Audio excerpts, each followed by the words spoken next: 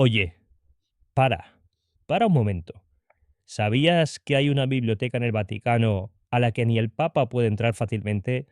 ¿Que hay kilómetros de túneles bajo Roma que el Vaticano controla y nadie ha catalogado del todo? ¿Que hay documentos que llevan siglos guardados bajo llave y que cuando hayan intentado publicarlos han desaparecido? Hoy vamos a meternos debajo del Vaticano, metafóricamente, porque físicamente, bueno, intentarlo no ha ido muy bien históricamente. Bienvenido o bienvenida a este episodio.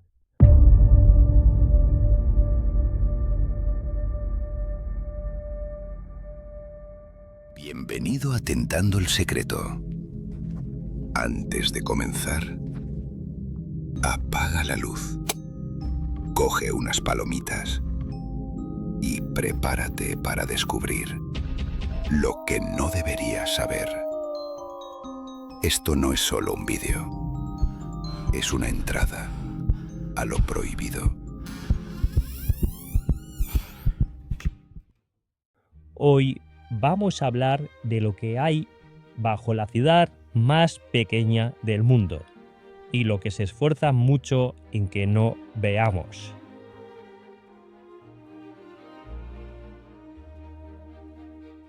Primero, aclaremos algo, porque hay una palabra que el Vaticano usó durante siglos para referirse a su archivo más famoso, y esa palabra es secreto. Así con mayúsculas el Archivo Secreto Vaticano. Y claro, cuando oyes eso piensas, ostras, ahí deben de tener de todo, los templarios, los aliens, los reptilianos, el número de teléfono de Dios.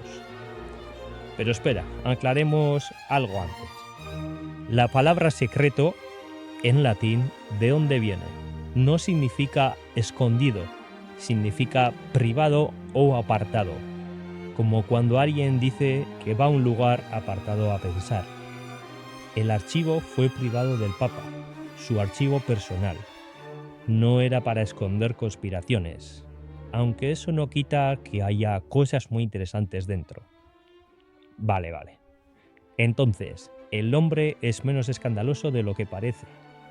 Pero ojo, porque en 2019 el Vaticano le cambió el nombre.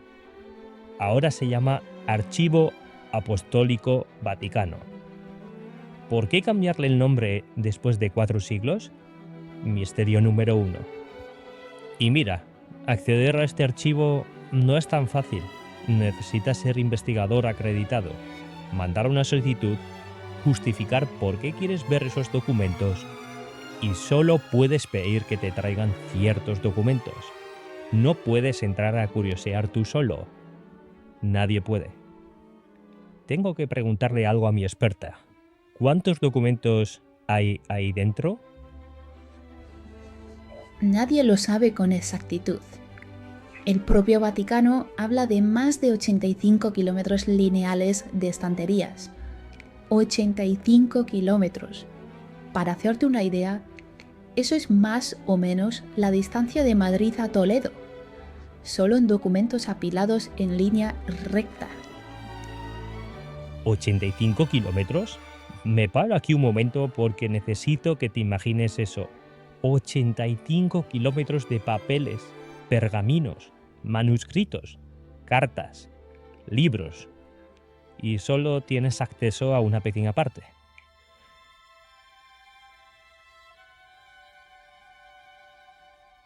Ahora, la pregunta del millón. ¿Qué hay dentro? ¿Qué se sabe que hay? Y aquí empieza lo bueno, porque lo que sí sabemos que existe ahí dentro ya es suficiente para hacerse preguntas durante horas. Primero, hay una carta del rey VIII de Inglaterra. Sí, el de las 6 esposas, el de cortar cabezas. Una carta pidiendo al Papa que anule su matrimonio.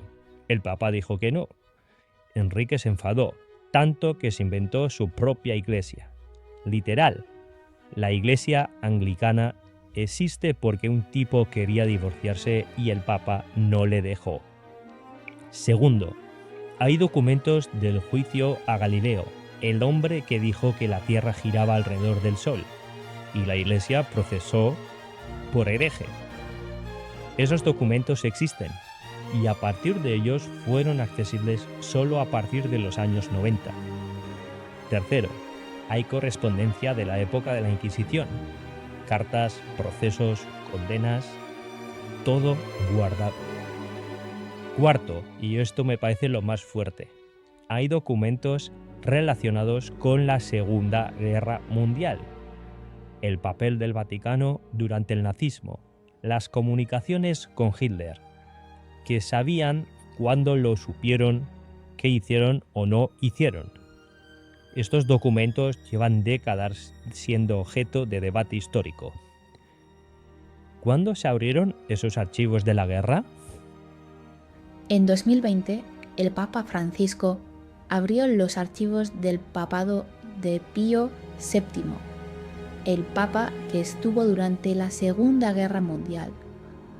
Llevaban décadas cerrados. Los historiadores llevan años esperando esos documentos para resolver preguntas que aún no tienen respuesta clara. Por ejemplo, ¿supo el Vaticano del Holocausto antes de que se hiciera público? Y si lo supo, ¿actuó o calló? Y ahí está la clave. No es que el Vaticano esté escondiendo fórmulas mágicas, ni documentos de civilizaciones extraterrestres. Lo que tiene ahí guardado es historia real, historia que afecta a cómo entendemos el mundo, la política, la fe, y algunas de esas respuestas todavía no las tenemos.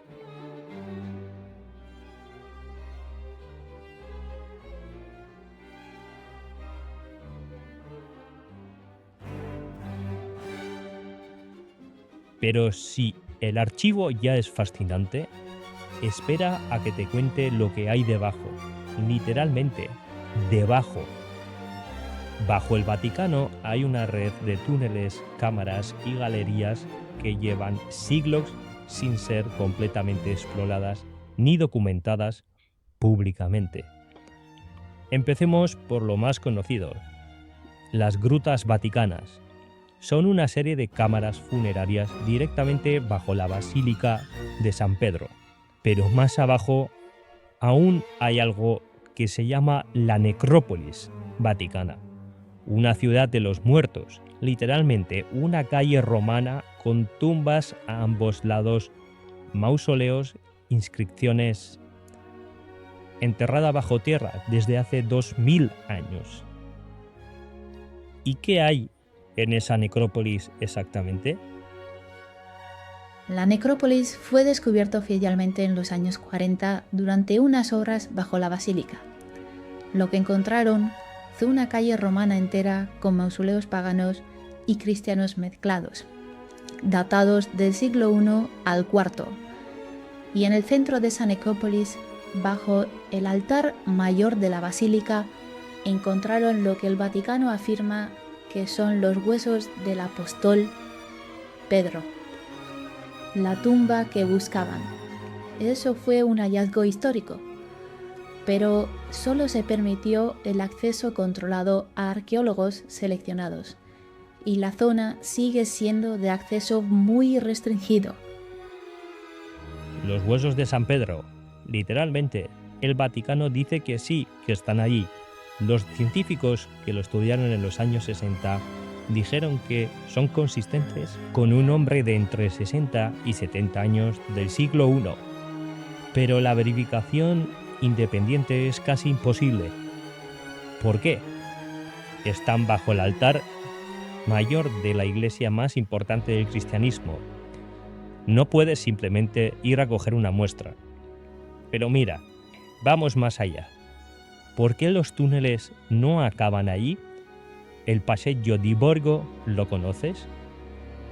Es un pasadizo elevado como un corredor en altura que conecta el Vaticano con el castillo de San Angelo.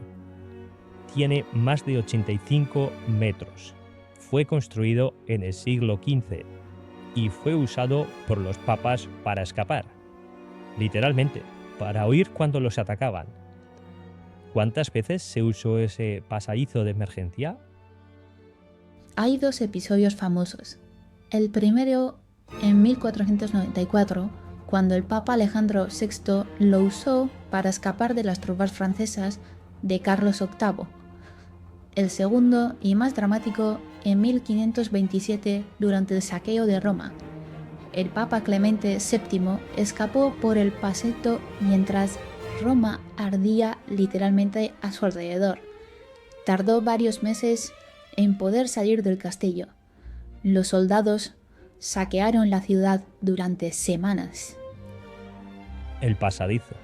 Es una estructura enorme, casi cinematográfica, y pensar que fue construida como ruta de escape hace más de 500 años.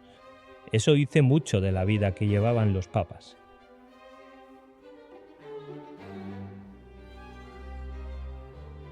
Vamos ahora con la Biblioteca Apostólica Vaticana, que es diferente al archivo.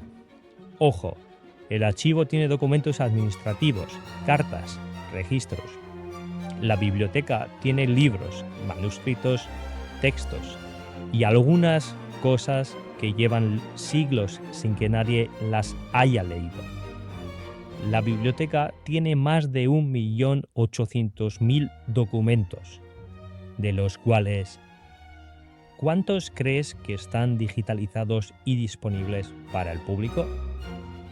Aproximadamente unos 90.000 manuscritos tienen algún nivel de digitalización, pero de acceso público completo hay muchos menos. El Vaticano ha iniciado proyectos de digitalización, algunos en colaboración con empresas tecnológicas, pero el proceso es lento y selectivo. La gran mayoría de sus fondos no son consultables online ni físicamente sin acreditación. 90.000 de 1.800.000. Eso es 5% más o menos. O sea, que el 95% de lo que tiene la Biblioteca Vaticana nadie lo ha visto en siglos. Nadie fuera de círculos muy selectos. Y aquí viene lo que más me intriga, el índice de los libros prohibidos. La Iglesia Católica tuvo durante siglos una lista oficial de libros que los fieles no podían leer, el famoso Index Librorum Prohibitorum. ¿Qué libros estaban en esa lista? La lista empezó en el siglo XVI y se fue ampliando durante siglos. Estaban obras de Nicolás Copérnico, que decía que la Tierra giraba alrededor del Sol, Galileo, René Descartes, John Locke, obras de Voltaire, Victor Hugo, Stendhal, textos de Darwin. En algún momento llegó a tener más de 4.000 títulos. La lista se abolió oficialmente en 1966, pero su sombra sigue siendo un símbolo de censura histórica. 4.000 títulos, y muchos de esos libros los tienen en la biblioteca, guardados, porque los tenían que custodiar para saber qué era lo que se prohibía. La ironía es que la institución que prohibía los libros se convirtió en la mayor conservadora de esos mismos libros. Y aquí viene una pregunta que me hago mucho. ¿Hay textos en esa biblioteca que cambiarían las cosas si salieran a la luz? ¿Evangelios que no están en la Biblia? ¿Textos que contradicen la historia oficial del cristianismo? Hay textos conocidos que no están en la Biblia canónica. El Evangelio de Tomás, el Evangelio de Judas, algunos están en otros museos y archivos y son públicos, lo que podría haber en el Vaticano que todavía no se conoce. Eso es especulación honesta. Los académicos que han tenido acceso no han salido diciendo que la historia está al revés, pero también hay que recordar que no todos los documentos se pueden pedir y que nadie sabe exactamente qué hay catalogado y qué no.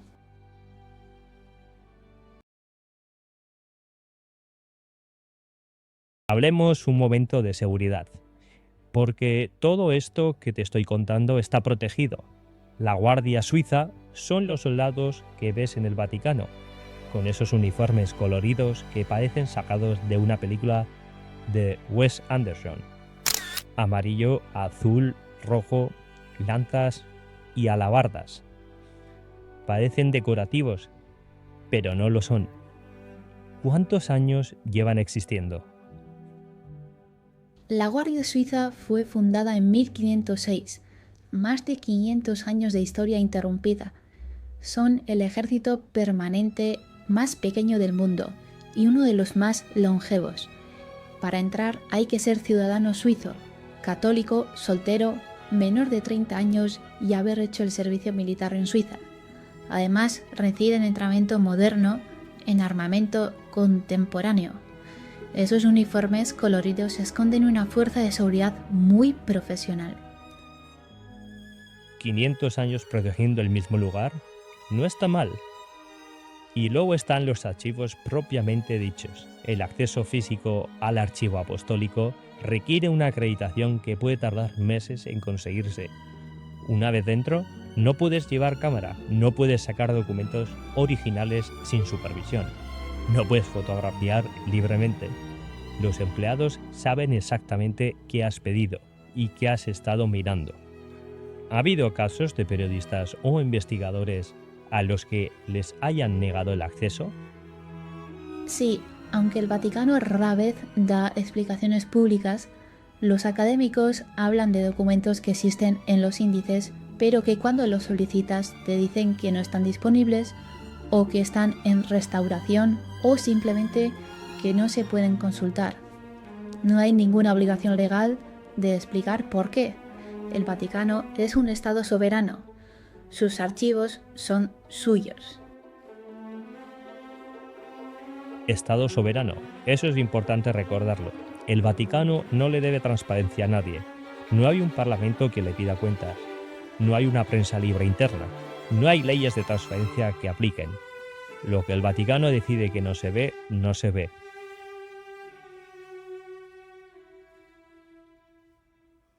Y llegamos al momento favorito de todo el mundo, la especulación responsable. ¿Qué podría haber ahí que no quieren que veamos? Teoría número 1. Documentos que cambian la historia del cristianismo primitivo. Hay evidencia de que en los primeros siglos del cristianismo había muchas más versiones y más evangelios. La Iglesia eligió cuáles eran canónicas y cuáles no. ¿Hay copias de los descartados? Teoría número 2. El papel real del Vaticano en la Segunda Guerra Mundial. Ya hablamos de eso. Los archivos de Pío XII se abrieron en 2020, pero los investigadores dicen que faltan documentos, que hay lagunas. ¿Están destruidos o guardados en algún lugar que no están en el inventario público? Teoría número 3. Correspondencia con figuras históricas que cambiaría cómo las vemos. Reyes, emperadores, líderes políticos. El Vaticano ha sido un actor geopolítico durante 2000 años. Hay cartas que podrían ser bombas históricas. ¿Cuál de estas te parece más plausible? La más plausible, desde un punto de vista histórico serio, es la segunda, el papel del Vaticano en el siglo XX, especialmente durante la Segunda Guerra Mundial y la Guerra Fría. Hay documentos conocidos que muestran comunicaciones entre el Vaticano y regímenes autoritarios. Lo que no está claro es la extensión de esas comunicaciones.